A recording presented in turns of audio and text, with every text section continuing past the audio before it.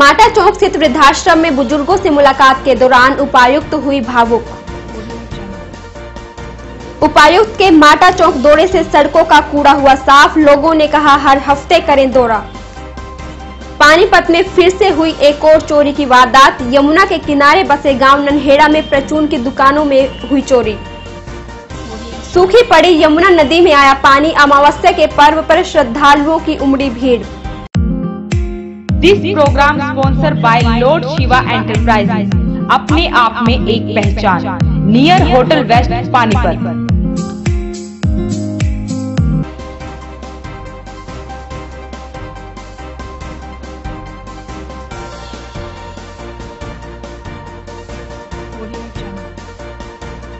नमस्कार, voice of Panipat में आप सभी का स्वागत है। मैं हूं आंचल कादियान। आइए दिखाते हैं गतिविधियां विस्तार से।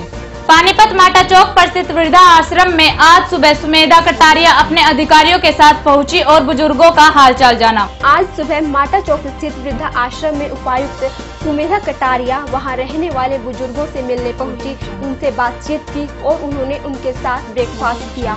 बुजुर्गों से बातचीत करते हुए उन्होंने जाना अपने परिवार वालों के दुर्व्यवहार के कारण वो यहाँ आकर रह रहे हैं, तो कुछ को उन्हीं के बच्चों ने यहाँ वृद्धा आश्रम में छोड़ दिया है। उम्र के इस आखिरी पड़ाव में बुजुर्गों को अकेलेपन से लड़ना पड़ रहा है, क्योंकि कोई अपने बेटे बहू की बदसलूकी से परेशान है तो कोई किसी और मजबूरी के कारण। उपायुक्त सुमेधा कटारिया प्रशासनिक अमले के साथ करीब 1 घंटा यहाँ रुकी और उन बुजुर्गों की आप बीती सुन भावुक हो उठी। इमोशनल तो कैसे नहीं होगा, जहाँ बच्चे जिन्हें माँ बाप पाल करके बड़ा करते हैं, जहाँ ऐसी अंतो देवी जहाँ पे जिसके 4 सपूत हों, 8 एकड़ की मालिक हो और उसे यहाँ रहना पड़े, या जिसे प्रताड़ित किया जाए, मारा जाए, या ऐसे सबूत हों जो बाप को घर से निकाल करके खुद कब्जा करके बैठे हों, वहाँ जहाँ दुख होगा उन्हें थोड़ी सी संवेदना मिलेगी, थोड़ा सा स्नेह मिलेगा, तो उनका भावुक होना स्वाभाविक है और उनके दुख के साथ हम सबका भी भावुक होना स्वाभाविक है। मुझे लगता है कि ये संवेदनाओं का आदान प्रदान ही हमारे मानवीय होने की निशानी है। आज हम सभी अधिकारी लगभग कुछ जो अलग अलग महकमों के हम अधिकारी यहाँ पे आए हैं, हमारा पर्पस भी है कि हम कभी तो आए उनके पास, दुख बांटने से कटता है। यह वृद्धा आश्रम रेड क्रॉस सोसाइटी द्वारा चलाया जा रहा है, जहां पर उन्हें जीवन की सभी मूलभूत सुविधाएं तो मिलती हैं, पर यहां उन्हें वो संवेदनाएं नहीं दी जा सकती जो वो अपने बच्चों से चाहते हैं। 2.5 साल पहले यहाँ पे ये बिल्डिंग जो थी बिल्कुल जर्जर अवस्था में थी, इस लोगों ने कूड़ा फेंक रखा था। इससे पहले इसके ऊपर कब्जा भी था, तो वो कब्जा छुड़वाया गया। यहाँ डिप्टी कमिश्नर साहब को लाके इस बिल्डिंग का निरीक्षण करवाया गया। तो निरीक्षण करने के उपरांत उनको ये सुझाव दिया गया कि यहाँ पे एक ओल्ड एज होम, जो कि पानीपत की एक बहुत ज़्यादा बड़ी ज़रूरत है, ओल्ड एज होम का होना बहुत आवश्यक है। तो उन्होंने इस बात को गंभीरता से लेते हुए इस बिल्डिंग को यही कहा कि इस बिल्डिंग को बनवा के हम ओल्ड एज होम के लिए यूज़ करेंगे। जो बुजुर्ग यहाँ पे जो आते हैं, जिनका कोई सहारा नहीं होता, जिनका घर भी नहीं होता, या बच्चे जिनको घर से निकाल देते हैं, या जिनकी स्थिति खराब है, वो रोटी खिलाने लायक भी नहीं होते, ये बच्चों बुजुर्गों को बाहर फेंक करते हैं। कोई ना कोई मालक का सहारा बन के इनको यहाँ छोड़ के जाते हैं। दुख मारी नूनी बेरा था बेटे जन्मे मने हैं, दुनिया का धन खिंचा करया है ना। नूनी बेरा था आश्रम में बैठू गया था, नूनी बेरा था अकुरे बैठू गया था। मजबूरी है तो ताई बेटे आए, या नहीं तो सारा जी थोड़ा कर रहा है ऐसे हाल। 22 को यहाँ आया था, 22 को 18 रात को यहाँ आया था, मेरे को धमकी देके गया है और जाकर फिर ताले लगा दिए थे इसको। अशोक कुमार, बड़ा लड़का बदमाश, ये छोटा जो मेरे पास रहता है, अब ये जगह जगह धक्के खा रहा है, मकान में ताला लगा रखा है। पुलिस उसकी हमारी सुनती नहीं है। पिछले कई महीने से माटा चौक पर सफाई व्यवस्था का बुरा हाल है, लेकिन उपायुक्त के दौरे से आज सफाई व्यवस्था दुरुस्त कर दी गई। माटा चौक स्थित वृद्ध आश्रम के आसपास गंदगी फैली हुई है, जहां पर लोगों का आना जाना मुश्किल हुआ पड़ा है। पिछले 3-4 महीने से यहां ना तो सफाई कर्मचारी सफाई करने आते हैं और ना ही किसी और प्रशासनिक अधिकारी को इसकी खबर है। आज सुबह उपायुक्त सुमेधा कटारिया आश्रम में रहने वाले वृद्धों से मिलने पहुंची तो तुरंत सफाई अधिकारी जेसीबी मशीन लेकर वहां पहुंच गए। जहां उपायुक्त को जाना था वहां की तो सफाई कर दी गई, लेकिन दूसरी तरफ गंदगी यूं ही पड़ी रही। लोगों ने डीसी से बार बार गुहार लगाई कि हर हफ्ते वहां का दौरा करे ताकि उनके आने से ही सही, लेकिन वहां की सफाई तो होगी। आज तो काफी बहुत ज्यादा सफाई है और पता लगा डीसी मैडम जी आई हुई थी आज यहाँ पे, और मेरा तुमसे अनुरोध है कि हफ्ते में एक बार एक चक्कर तुम्हारे, ताकि लोग नरक की जिंदगी छोड़ के अच्छी लाइफ जी सफाई तो हो। हद से ज्यादा बुरा हाल है, कोई सफाई नहीं, नालियां भरी हुई, सीवर जाम है, कोई सफाई करने वाला नहीं। मैं तो कई दिन 15-15 दिन तक 20-20 दिन तक कोई नजर नहीं आता, एक आधी बार एक आधा का दुख नजर आता है।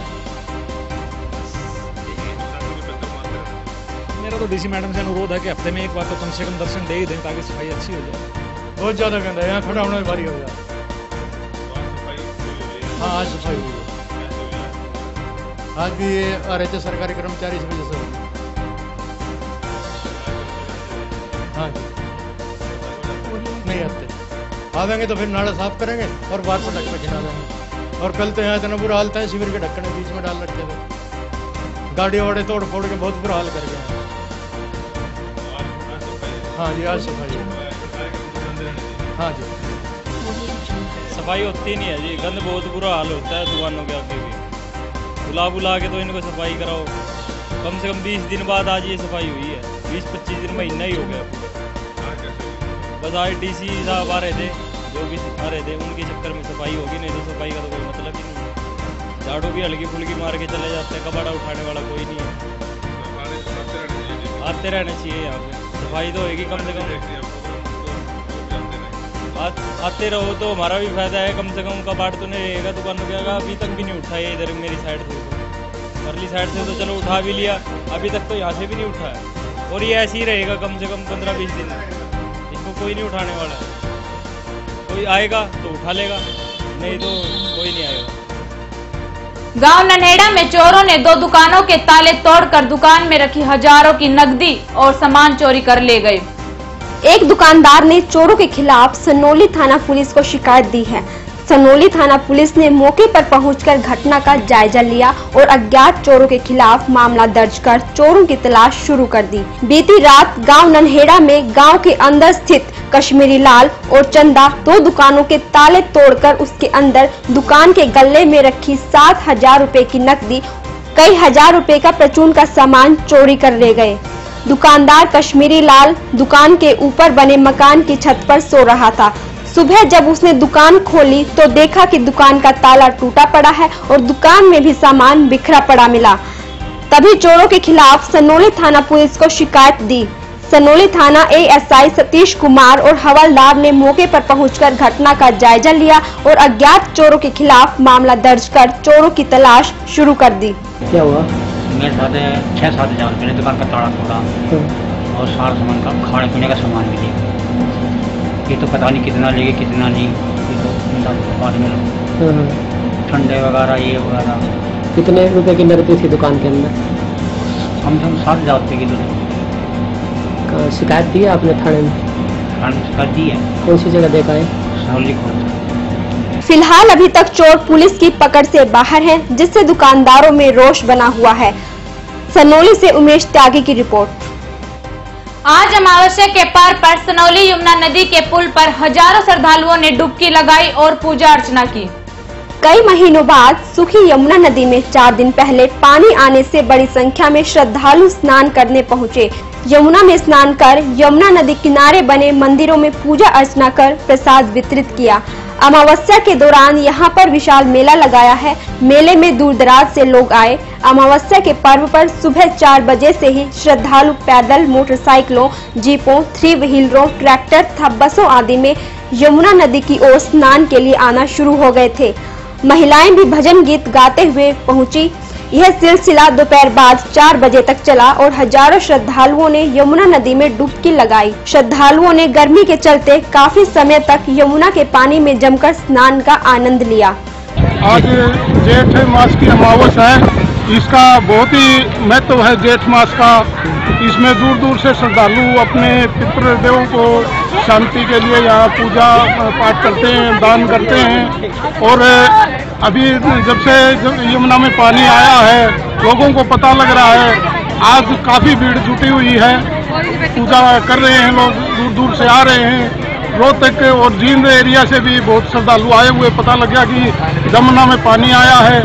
और जब ये पानी के लिए हम सरकार का भी और मीडिया का भी आभार व्यक्त करते हैं कि आप लोगों ने श्रद्धालुओं को वो करते हुए यमुना में पानी छोड़ा। फिलहाल यहाँ यमुना में पानी आने से श्रद्धालु खुश हैं। वहीं बड़ी संख्या में श्रद्धालु यमुना नदी में स्नान करने भी पहुँच रहे हैं। वॉइस ऑफ पानीपत के लिए सनोली से उमेश त्यागी की रिपोर्ट। आज की गतिविधियों में फिलहाल इतना ही। देखते रहिए वॉइस ऑफ पानीपत। नमस्कार।